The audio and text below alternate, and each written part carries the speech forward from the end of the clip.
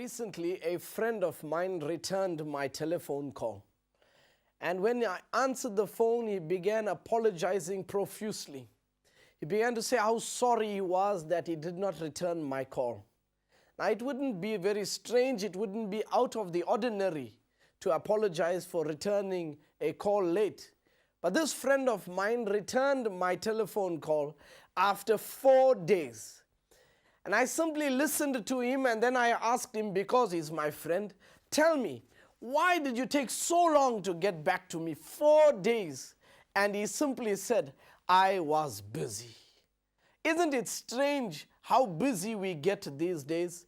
Isn't it strange how hectic our schedules are?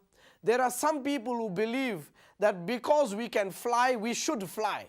Because airports were created, we should find ourselves there. There are some people who believe that because things need to be done, it has to be done. There are some people who are so busy with their lives, they have absolutely no time to rest, let alone eat. There are some people who only eat once a day, not because they are on a diet or fasting, but simply because they have no time to eat. Isn't it strange that we have made ourselves such a hectic world? It is not a strange sight today to speak to a university student while she is on the internet. It is not strange that while she is on the internet to be browsing through a magazine and eating at the same time while engaging in a conversation with you. It's amazing how we have been able to multitask in the world that we live in. It's true that we have become so busy and it is not to our own good anyway. To be busy nowadays has become a badge of honor.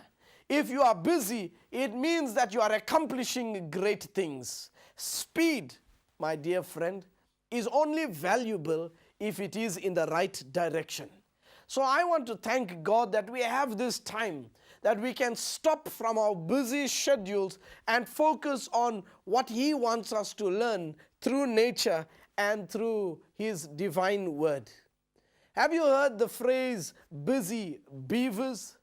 Yes, the phrase has been coined after studying the lifestyle and the actions of a beaver. A beaver is a very extremely busy animal, creature. Beavers are famously busy. They turn their talents to reorganizing and redesigning the environments that they find themselves in. Whenever sites are available, beavers would be building dams. Whether it is near rivers or lakes, beavers have the ability to transform whatever habitat they find themselves in into homes for themselves. You will find them building dams. You will find them felling trees and gnawing at trees with their strong teeth and powerful jaws. They create massive long log, branch, and mud structures to support them during the winters. They can turn fields and forests into large ponds where beavers can live. These dome-like beaver homes are called lodges, and they are constructed by branches and mud. They are often strategically positioned right in the middle of a pond that can only be reached through underwater entrances. The beaver is not only hard-working and industrious, it is an extremely intelligent rodent that God has created. To build a structure in the middle of a pond with an underwater access to it must be a tremendous architectural feat. These large rodents would waddle on land, but they move so gracefully in water. When we consider the industriousness of a beaver, it's amazing what it does. The beaver works all the time. It only takes a breather now and again. While the beaver works, you need to realize that its workings is all underwater. It can stay underwater for almost 15 minutes.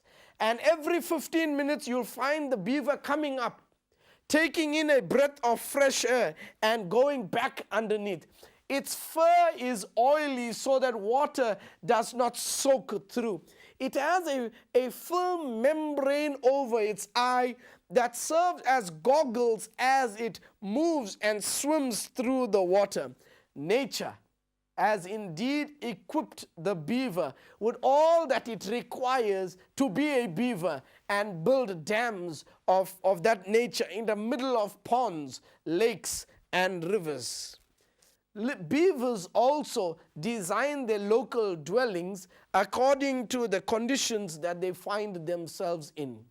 They are specialists in hydro-engineering. They know how to manipulate the flow of water. And when they build their lodges, it is built in such a way that water just flows over. And if the water level rises, it also has a system of bringing it down. There's usually a feeding chamber in the tunnel that leads to the home of the beaver.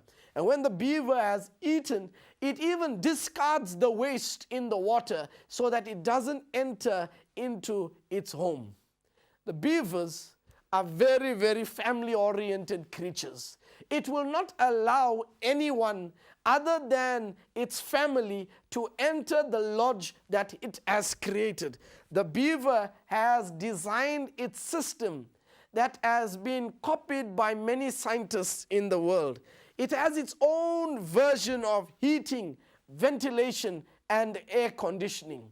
The beaver's home is designed in such a way that when it is extremely hot, it can cool itself in its home. When it is extremely cold, below freezing, the system within the lodge of the beaver conditions itself so that the water below that ice does not freeze and the beaver can breathe accordingly.